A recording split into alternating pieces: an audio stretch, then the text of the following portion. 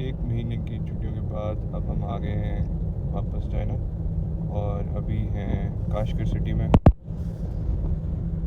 ये यहाँ का मुस्लिम सिटी है और अभी जाके देखते हैं पूरा टाउन ये कैसा है। लास्ट टाइम मैं जब आया था यहाँ पे तो रात थी और अगले दिन सुबह मेरी फ़्लाइट थी तो इतना कुछ देख नहीं सके। आज हम घूमेंगे और देखेंगे कि यहाँ पे क्या क्या है।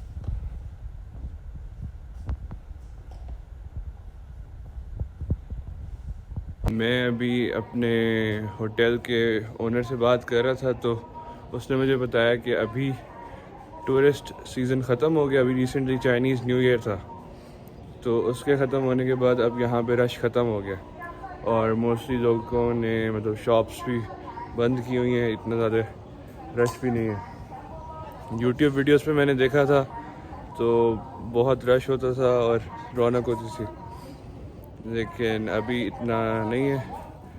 और ये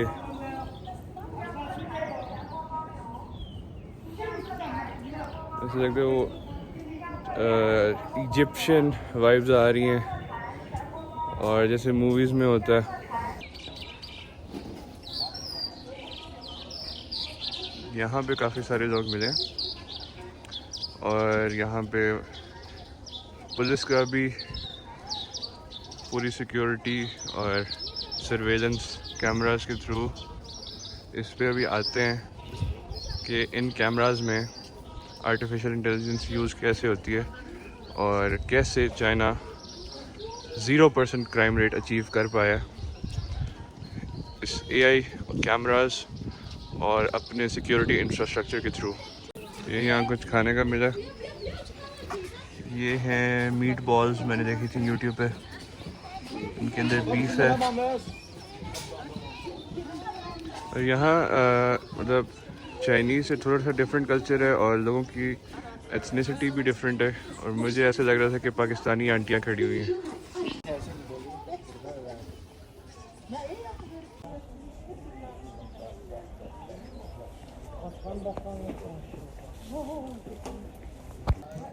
अभी ये मैंने बीफ पैटी लिया और मज़े का।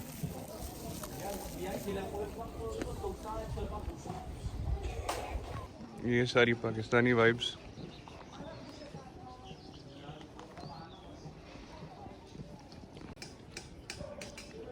ये मरी का माल रोड लग रहा है लेकिन साफ़ सुथरा।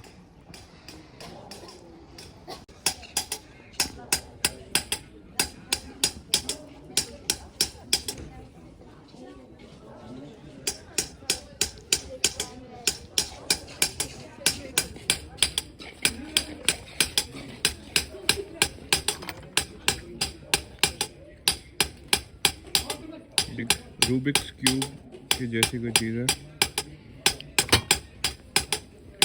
अब हम यहाँ जा रहे हैं, एक मस्जिद है बहुत फेमस और काफ़ी बड़ी और उसकी हिस्ट्री एग्जैक्टली मुझे याद नहीं है, लेकिन वहाँ जाके पढ़ते हैं और देखते हैं कि कैसी है और कब बनी थी।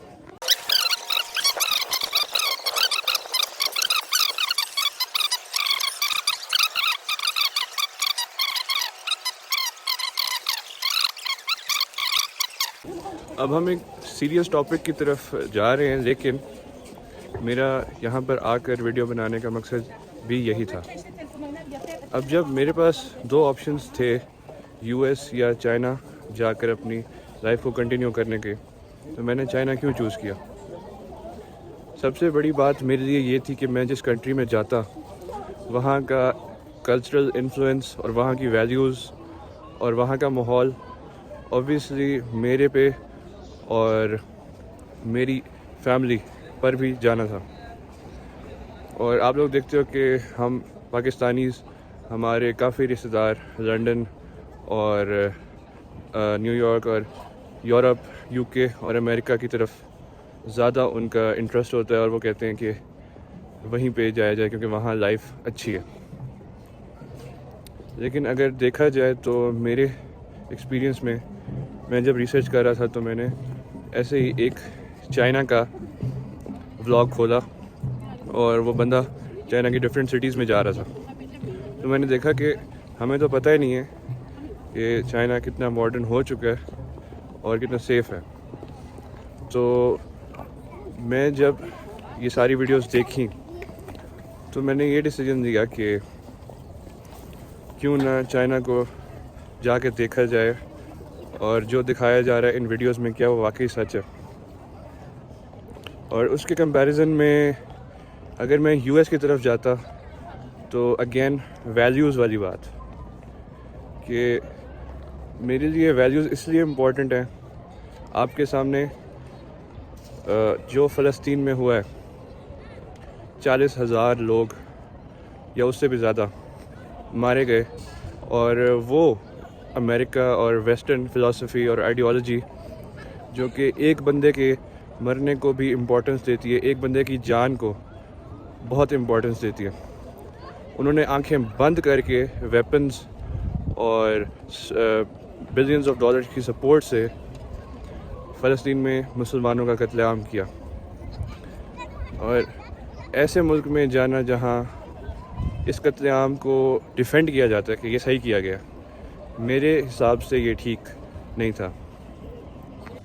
अब दूसरी तरफ जब हम चाइना की बात करते हैं तो यहाँ पे इन लोगों ने 30 से 40 साल के पीरियड में अपनी पॉपुलेशन जो कि 1.2 बिलियन के अराउंड है आज, उसमें से तकरीबन 60 to 90 करोड़ लोगों को, 60 to 90 करोड़ काफ़ी ज़्यादा ममालिक की, यूरोपियन नेशंस की या इवन अमेरिकन नेशंस की कंबाइंड पॉपुलेशन से भी ज़्यादा है, उसको गुर्बत से निकाल के एक मिडिल इनकम कंट्री बनाया और एक मॉडर्न कंट्री।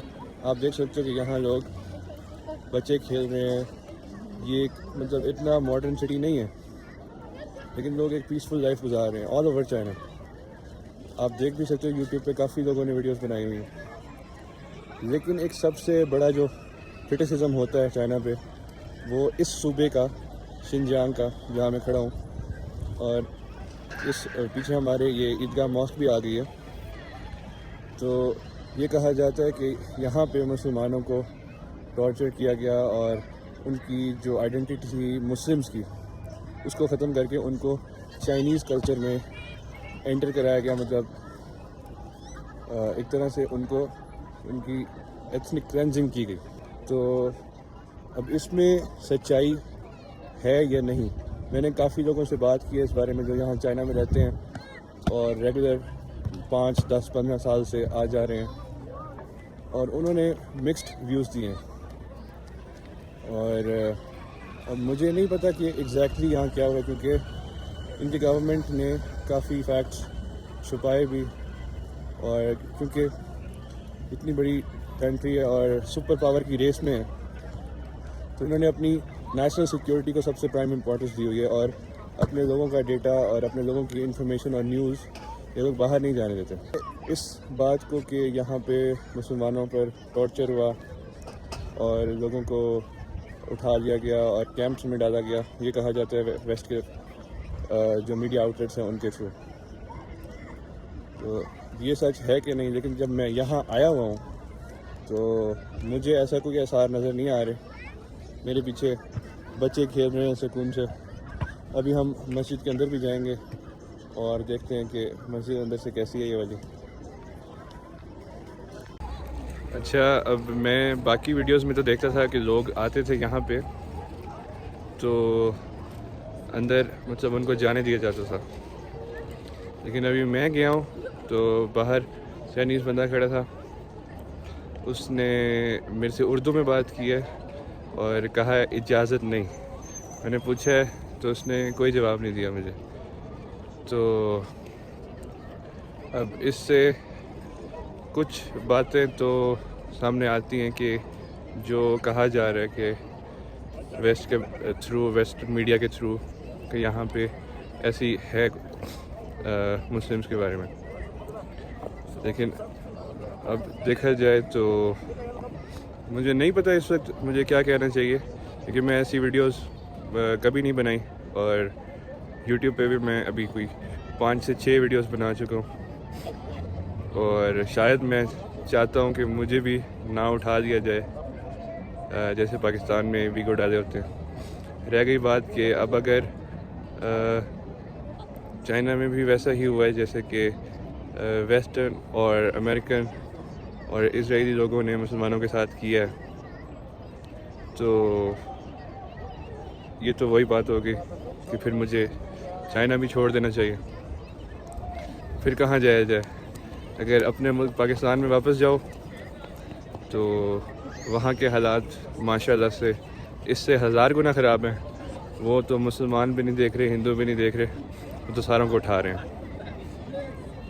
अब बेहतर यही है कि मैं बस यहाँ पे आपको सिटी दिखाऊं और देखते हैं अगर यहाँ पे हमारी किसी मुस्लिम से बात होती है तो अनार का जूस ट्राई करते हैं।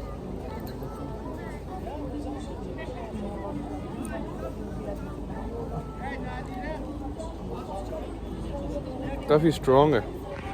ये मेरे साथ हैं ये इमरान है, ये क्या शमा अबू सलामो। तो इन्होंने अभी थोड़ा सा जूस चखाया था, मुझे पसंद नहीं आया, लेकिन काफ़ी अच्छे लोग हैं। अभी मैं आपसे बात कर रहा हूँ तो मेरे साथ में मतलब फ़ौजी खड़े हैं और उनकी प्रिजन वैन खड़ी है। अब मैं उसको वीडियो में तो नहीं शो करा रहा, लेकिन मतलब वो शो कराते हैं कि यहाँ पे सिक्योरिटी के इश्यूज़ हैं। अब जहाँ तक मेरे पॉइंट ऑफ व्यू की बात है इस सारे सिनेरियो पे, तो मैं देख रहा हूँ कि यहाँ पे लोग घूम रहे हैं ओपनली और बाज़ार हंसता बसता, और सारे फैमिलीज आई हुई हैं, चाचे बैठे हुए हैं रोडों की साइड पे, और कोई भी ऐसा ख़तरनाक इन्वायरमेंट मुझे नहीं लग रहा। और अगर फॉर एग्ज़ाम्पल बात की जाए कि भी ढोल बज रहा था, तो मैं बात कर रहा था अपने एनालिसिस की इस सारी सिचुएशन पे। तो यार अगर देखा जाए एक स्टेट के पर्सपेक्टिव से, तो यहाँ पर कम्युनिस्ट गवर्नमेंट है, और कम्युनिज़म अगर आप पढ़ो तो उसमें रिलीजन को उन्होंने रिजेक्ट किया हुआ है, जिसका मतलब कि कम्युनिस्ट जहाँ भी होते हैं वो किसी भी रिलीजन को या मज़हब को नहीं मानते। और ऐसी अगर हुकूमत आ जाए जैसे कि चाइना में है इस आइडियोलॉजी की, तो ये चीज़ फिर स्टेट के एक्शंस में भी नज़र आएगी, और जब ये एक्शन में नज़र आएगी तो उसका रिज़ल्ट ये है कि ये हमें भी लॉज में बताया गया था जब हम यहाँ स्टूडेंट्स आए थे कि चाइना में आप रिलीजन, मज़हब प्राइवेटली प्रैक्टिस कर सकते हो। कोई लोगों को आपने दावत नहीं देनी जैसे कि तबलीग होती है या इस तरह का काम। और मुझे लोगों ने ये भी बताया कि सिर्फ़ और सिर्फ मुसलमानों के साथ नहीं, यहाँ इनका अपना जो मज़हब है वो है बुद्ध मत का, बुद्धिज़्म। तो उसके जो वर्शिपर्स थे उन पर भी क्रैक डाउन किया गया। आई डोंट नो व्हाई, कि वो लोग वायलेंट थे या जैसे भी। तो मेरे ख्याल में ये एक पॉलिसी के थ्रू किया गया, और स्टेट्स की पॉलिसीज़ ऑब्वियसली जब एक कंट्री की गवर्नमेंट होती है तो उसी की पॉलिसीज़ ही चलाई जाती हैं, और जो वो डिसीजंस लेते हैं वो किया जाता है। जैसे कि पाकिस्तान में अगर फ़ौज डिसीजंस ले रही है तो वो अपने डिसीजंस को मनवाना भी जानते हैं। तो यही हर मुल्क का काम होता है। लेकिन सबसे बड़ी बात, जैसे मैंने आपको बताया, कि इकोनॉमिकली इन्होंने अपनी आवाम को ऊपर लेके आया। तो अब हम आ गए हैं मेन बाज़ार में, जो कि यहाँ का सबसे कदीमी और मशहूर जगह है। इन्होंने काफ़ी खूबसूरती से सजाई हुई है।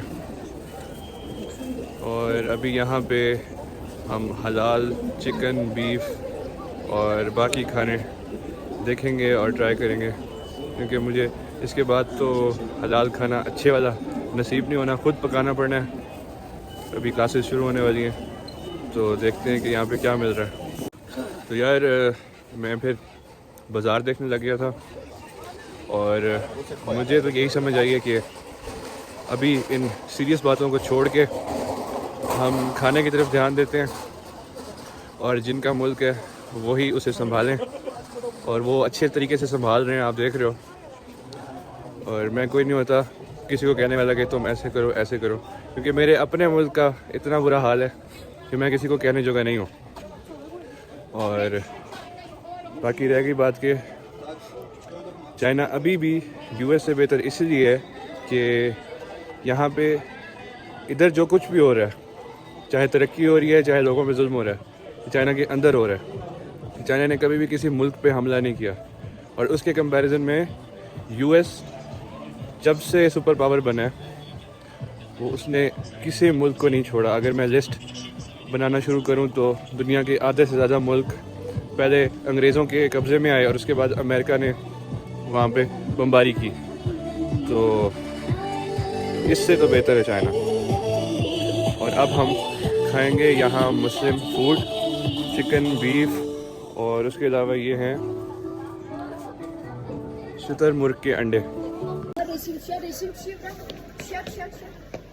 哇，我是新疆人 ，I'm China。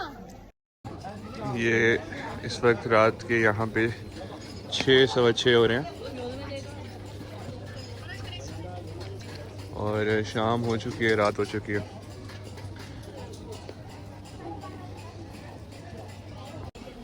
ये यहाँ का बारबेक्यू है। एक हमने ऑर्डर किए, ये बीफ है मेरे ख्याल में, या पता नहीं, कहते हैं हलाल है, ट्राई करते हैं।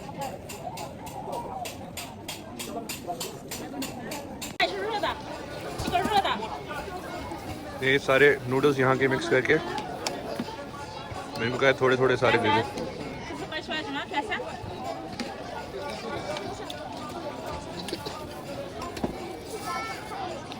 चने आ गए, थोड़ी सी सॉस है। Hello hello.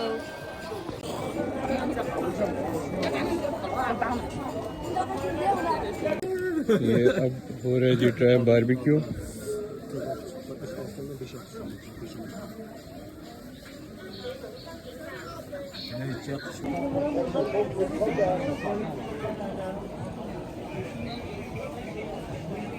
ये हमने ऑर्डर किया है यहाँ का बीफ पुलाव टाइप, ये खाते हैं। अब भाई ये जी शवारमे की बारी। ये चिकन है और इसको चिप्स के साथ